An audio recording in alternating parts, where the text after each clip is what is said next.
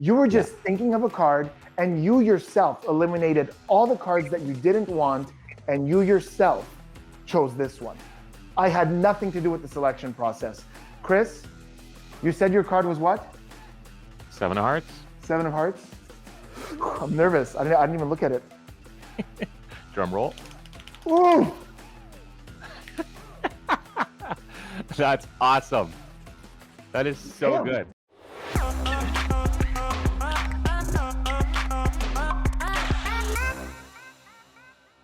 Welcome back to the channel, everyone. I hope you're all having a great summer so far and that you're applying all the tricks we've been learning on the channel to blow some minds at all your summer events. Today, I'm gonna add one more really awesome trick to that arsenal. And at the end, I'm gonna do a giveaway where one of you is gonna win a whole bunch of my favorite decks for absolutely free. So a whole bunch of really awesome decks of cards.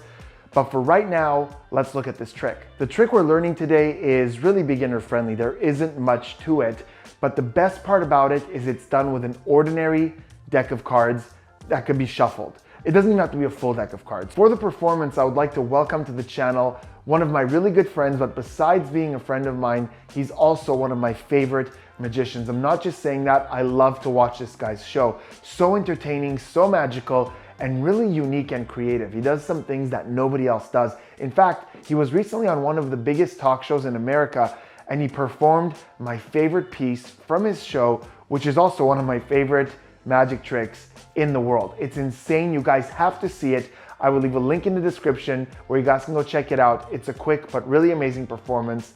But for right now, let's welcome to the channel my good friend, Chris Funk. Hey, how's it going, Spotty? What is going on, dude? I'm super excited to have you on the channel. I'm pumped to be on the channel. Thanks for having me here. Just hanging out in my studio. Yeah, dude, looks great. Ready to see this trick? Yeah, I'm excited. Let's go. Chris, I'm gonna start by mixing the cards. That way, neither you nor I can know the order of any of the cards. And if you were here, I would let you do it, but you're not, so I'll just give them a mix myself. Now, I want you to think of a card. Not pick a card, just think of one. So I'm gonna turn away, I'm gonna close my eyes, and I'm gonna go through the deck like this, and you're gonna say stop whenever you like. And when you say stop, I'm gonna open it up and show you the card that you've stopped me at. Here we go, Chris. Whenever you're ready, I'll look away. Stop. Right there. Can you see that? Yep. Remember that card, lock it in your mind. Now, Chris, you might have a rough idea of where your card is in the deck, so I'm gonna give it a couple of cuts like this. That way, even you don't know where your card ends up. Now we're gonna try to use your intuition to locate the card. This entire trick is about your intuition. We're gonna start with 50-50 odds. As you've seen, I've cut the deck into 2 packets, the top packet and the bottom packet. And Chris, I want you to trust your heart. Do you think that your card is in this bottom packet or in this top packet? I'm gonna say it's in the bottom. You think it's amongst the cards here at the bottom? Yeah. So look, I'm going to eliminate the top pack like this. Now I want you to think about this, Chris. If your card is not amongst these and it was amongst the ones you eliminated, the trick is already over. We've already messed it up. I think that's pretty interesting. Now we're gonna eliminate a whole bunch more. As I go through these cards where you think your card is, I want you to say stop pretty regularly. We're gonna try to get a whole bunch of cards. Now, to be very clear about this, the cards you say stop at, the ones I push out, are the ones we're going to keep. Here we go. As I go through these, say stop. Stop. Regularly. Stop. Stop. Stop. Stop. Stop. That one right there? Yep. And Okay, I have a few left here. Do you want any of the last 3? let's go add the bottom one on. Just the bottom one right there? Maybe the bottom 2. The bottom 2 like this? Yes. Great. So these are all the ones, I'm going to do this like this. Look, these are all the ones you said stop at. Oh, there's 2 more there. Do you want to add any, take any away? Okay, wonderful. So these are the ones that you said stop at. Now, again, I want you to think about this. If any of the ones you didn't say stop at were your card, it would be in there and the whole trick would have already messed up. Now we have about, I don't know, 6 or 7 left. I'm going to give these a mix like this. That way, again, neither of us can know the order. And Chris, we're down to the final moment. Really trust your gut here. Okay. I'm going to take the top one. Now, the odds of it being your card are extremely low, 1 out of 52. But trust your heart. Do you believe that this one here is your card? Nope, You don't feel that it is? it's not. Let's see how you did. 8 of hearts. Was that your card? No, It wasn't. Good. How about this next one down here? Do you feel like that one's your card? no, You don't. You really, okay, because I feel like you kind of thought about it and you're like, no. Whew, I'm a little nervous. Let's see. 7 of clubs. Was that it? no, How about the next one, Chris? What do you feel? nope, You don't think it's that one? I don't. That's the Queen of Diamonds. Nope, Good job, man. You're killing this. I think you should become a mentalist instead of a magician. How about this next one? yeah, You're feeling this one? yeah, You're going to lock Yeah. that in? yeah, I do. Oh, man. So you didn't think it was the first 3 and you were right, but you're really feeling this one over here. Mm-hmm. And let's see what you left. 3 of clubs, 2 of hearts, 5 of spades, 3 of diamonds. Was it any of those? Nope. Okay, well, there's still a very good chance it's one of these, but that's the one you felt. Mm-hmm. Chris, I'm going to try to use my intuition before we take a look at this. Focus on your card and what it was. I'm just going to go with my gut here. I'm feeling more red than black. Was your card red? It was, yeah. I'm feeling that it was also a heart. That's just what I'm going to go with. Heart? Yeah. Okay. And it's I'm getting a number. I don't think it's too high. I don't think it's too low. It's somewhere in the middle, 6, 7, maybe 8, something like that. I'll something like that. Let's go with 7 of hearts. Was that it? Yep. Okay. But that's not the main thing. The main thing, Chris, is you said stop right there. You were just thinking of a card and you yourself eliminated all the cards that you didn't want and you yourself chose this one. I had nothing to do with the selection process. Chris, you said your card was what? 7 of hearts. 7 of hearts? I'm nervous. I didn't even look at it. Drum roll. Ooh! That's awesome. That is so Damn. good. That was the performance. I hope you guys enjoyed that. And as you can see, this trick really highlights your audience member. It really makes them feel like they're the ones who did something amazing with their intuition. And I love tricks like that that put the focus on your audience. So a bit of history on this before we start learning it, because history is very important. The routine itself is mine. The way it's been sequenced, that elimination process, the whole intuition presentation, all mine. But the moves are borrowed a little bit from here and there. The first move we're gonna learn today is something that is a simpler version of a move that I've created and that I use a lot. But for this purpose, you really don't need to overcomplicate it. So I simplified it so even the beginners that are watching this can do it easily, and it looks as great for this trick. The second part is we're using a move created by Di Vernon called the Vernon Edition. I've also heard it been called the Vernon Add-on. It's in a lot of different books, but I learned it in Card College Volume 3. This series is one of the best books to learn impromptu card magic. I love this thing. I will leave a link in the description for this collection. And then there's a move at the end that I found buried in a book called Encyclopedia of Impromptu Card Forces. Now this book is really hard to find. I searched the internet and really couldn't find that many places. If you can, I recommend it. It's all impromptu card forces, and just this little paragraph in there, I found a move that I absolutely fell in love with, and we're gonna use that as well. But we're gonna learn all these things right now and how I sequence them, so here is the explanation. Here we go with the explanation, for which all you need is a deck of cards. That's it.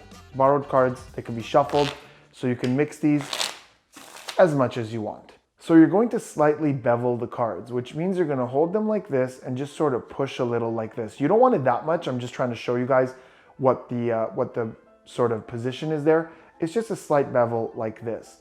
And you're gonna hold it in your left hand like that. And notice how, as I hold it, it sits in my left hand, like it really goes deep into my hand.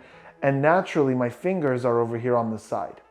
Now my right index is gonna come over here and I'm gonna riffle through until they say stop. So let's say they say stop there. I'm gonna open it up like this, and notice how all my fingers here have grabbed the edge and opened up and allow them to see the card. In this case, it's a 6 of clubs.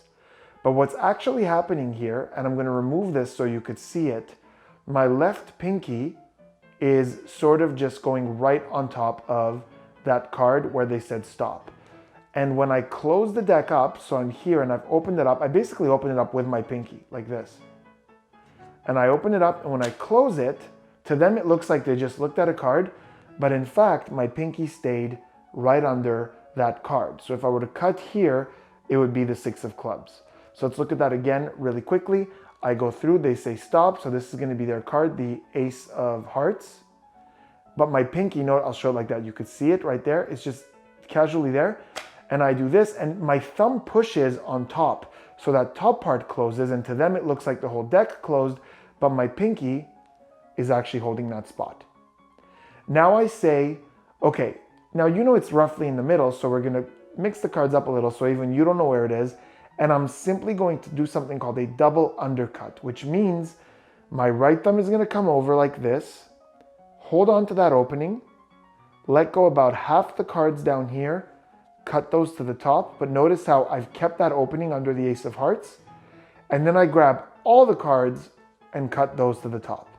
So that looks like I just cut the cards twice, but it brings their card, the Ace of Hearts, to the bottom. Now I'm not going to look at that card yet because there's still a lot of heat on the deck. So I just have them look at a card, cut, and now we're here. Now we're going to do this move that I created, which kind of feels like an old force, but it's not. It's something I came up with where they can choose either half of the deck, and regardless of what they choose, you're going to be fine. Here's how. Your right hand comes over like this, pulls up all the cards, my left thumb is holding the deck down, so my right hand is doing this, and drops just one card like this. See? Just one card. That's their card, the Ace of Hearts. Now, I do that here, up here, I move the entire deck back, I keep that one card there, and I move forward with the whole deck like this. So basically, I've dropped and left one card sticking out like that. I now say to them, from the front they're seeing this, they can't see that card. Now I say this, I say I'm going to take half these cards and I'm going to pull them back a little. I don't pull it as far back as this card. Notice how there's a good half an inch of difference there. That's important. So now I'm here. Now notice what I can do now. Regardless of which half they name, I can keep that card part of that half. In other words, if they say that they think their card is part of that bottom half, all I do is come over, grab these cards, put them aside, and there it is. It just stays there. Now when I square up, it'll align. If they say the top half, my right hand comes over to the front like this, grabs all these cards out very fairly. They can see that. And again, to them, they're not going to see that card sticking out. So you pull that out and immediately just drop this on top of that. So regardless of if they say the top packet or the bottom packet, their card is now part of that packet. You eliminate the ones they don't want. Take your time to stress this. Say, look, you made that choice, and had it been the other one, this trick would already be over. Now we're going to do the Vernon add-on. This is very simple. You're going to go through the cards and you're going to ask them to touch a whole bunch of cards. If you're doing it virtually, you just tell them to yell out stop. And that's going to give you a little bit of an advantage if they're not physically touching the cards. But either way, you go through like this and they touch a bunch of cards. Really make sure they're not counting and going 1, 2, 3. So you could talk to them, keep talking to them, because you might have to add a card. So you're doing this, you want them to get about, 10 more or less. And then you come to the end and you say, do you want any more of these? And every now and then I found when you say that, people go, yeah, I'll take the last one as well. If they do, perfect. If they choose the last one, you're so clean. You're literally just going to grab all these cards and pull them out like this. And so, okay, these are the ones you wanted. These ones are gone. And obviously, because they touched the last one, their Ace of Hearts is still going to be part of the ones they chose. But what if they don't touch the last one? So you go through and let's say virtually, stop, stop, stop, stop, stop, stop, that one, stop, there. And you get here. Now, what I like virtually is they say stop and I just do that, right? Sort of like I didn't really know if they wanted that one or not. But let's say they don't. Whether it's virtual or live, they don't choose this last one. Here's what you do. Very simple. You transfer the entire packet into your left hand, and as you go to close them up, you sort of open up here like this, get your pinky above that card, and close the cards on top. So your pinky is now above just one card as you close it. Now, not everyone does this, but I find it helps for the cover. You tilt all the cards they did touch to the left. Your right hand comes here, and now it's gonna look like you're gonna go pull all those cards out. But what's going to happen is, because you've got that pinky break, you're gonna bring this card forward like this and grab all those cards. So in essence, it looks like this: grab, pull. And I find this tilt makes it a lot easier to come grab these and leave that one card there. So you move forward with that card, and from here you can see it, but from the front, they can't see that extra card moving forward. They just see your hand moving forward to grab that card. So you move forward, you grab the cards they touch, and notice how great that looks. You just added that bottom card, and that's called the Vernon addition. So now they feel like they chose all these cards, and they did, technically, except for that one. But in their heads, these are the ones they narrowed it down to, and you have their card right there at the bottom. This is when I'm going to look at it by saying something like, again, if you eliminated the card, and look at that, as I point here, I just see their card. It's at the bottom. So I go, if you had eliminated your card as amongst those, the trick is already over. But if your card is amongst these, well, that's just amazing. Now I'm going to shuffle their card from the bottom to second from the top. Here's how. I turn the packet sideways and I make eye contact with them. This is automatic. I don't want them to see me looking at the cards. My thumb peels one card, and then I keep shuffling like this, drop everything, then peel one more and add it to the top. And what that does is it puts their ace of hearts second from the top. Now, I'm gonna ask them this. I'm gonna say, okay, the odds of your card being the top one are very little. But do you feel like maybe this is your card? Now, the way I worded that by making them understand that the odds are very little causes most people to say no. I've very, very rarely had a yes on this one. So they're typically gonna say no. Now, if they don't say no, I'm gonna show you at the end what you do. But let's assume they say, nope, that's not my card. I don't think that's my card. Here's what you do. You turn it over and you place it on top here. And as you're turning it over to show them, your left hand pushes one card over and gets, once again, that famous pinky break. So push, get your pinky under it, and come back. So I'm holding a break under that one card. I place this card here, and now I pull both forward. So that looks like it's just the one card they eliminated, but behind it is their actual card, and that looks like this. Do you think this is your card? You don't? Okay, let's keep going. Do you think this is your card? They say no. And do that drama, like, oof, bam. Is it? It's not? Great. And notice how I place this one a little bit forward to hide that edge of that double card under it. Now this one, and at some point they're going to say stop. Let's say they say stop right there. You go, okay, that's the one you're feeling? So you eliminated all of these, and now notice what happened. As I pushed all this forward, I added that ace of hearts to there, where they think they stopped. So I say you eliminated all of these because you thought it was this. Now you turn these over, say, is it those? It's not. Well, it might still be in there, but your intuition led you to this one. And now you reveal their card slowly, however you like, make it nice and sort of impactful. Be like, my intuition is telling me it's a red card. It's a strong card, isn't it? It's a heart, it's a ace of hearts. Turn it over. And of course, in real life, you want them to turn it over, but if it's virtual, you turn it over and everyone goes nuts. So some of you are now wondering, what happens if I take that top card and before I turn it over, I say, do you think this is your card? And they say yes. As I said, it's very rare, but it technically can happen.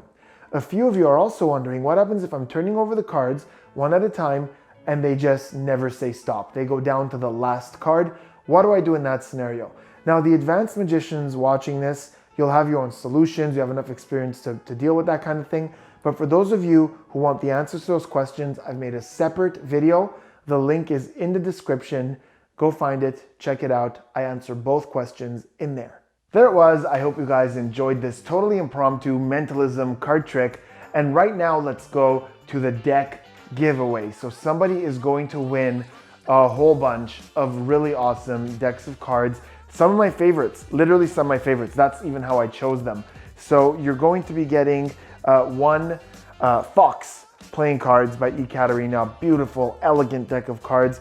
You are going to get the 5th edition Orbit cards. Love these. Gorgeous deck. Very summery as well, so that's cool. From Joker and the Thief, you are going to get the Blood Red playing cards, as well as the Midnight Blue. And these are such beautiful cards. One of my favorite companies, such great detail, beautiful cards. And finally, the Superior Brand, by the Expert Playing Card Company. And this has a foil on the back of the cards. The cards are colorful and they shine.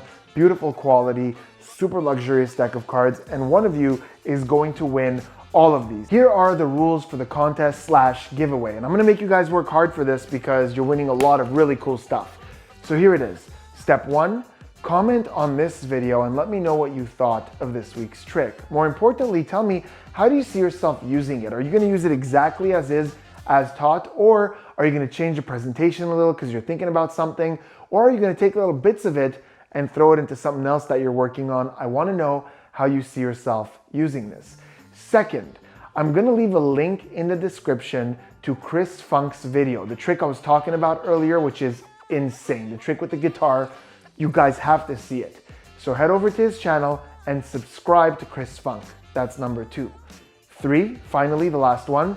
On that video of the guitar trick, after you're done watching it, in the comments of his video, let him know what you thought about the trick. I love the encouraging vibe of this channel and I want to send some of that love to Chris Funk. Let him know what you thought of the trick, but do not mention the contest. If you do, I'm going to ask him to delete that comment and you'll be disqualified. But the way to let me know that you're part of the contest, include an emoji in that comment on his video. So whether it's like a smiley face or a clap or fire or whatever it is, let him know what you thought of the trick and add a little emoji. And in a couple of weeks from now, say 2 weeks or something, we're gonna pick a winner and we will comment. I will comment on your comment to let you know that you won. So again, 1, comment on this video. 2, subscribe to Chris Funk. And 3, comment on his video, the trick that I love. That's it, guys. Good luck. One of you is gonna win a whole bunch of awesome. And yeah, I'll see you guys on the next video. Thanks for watching.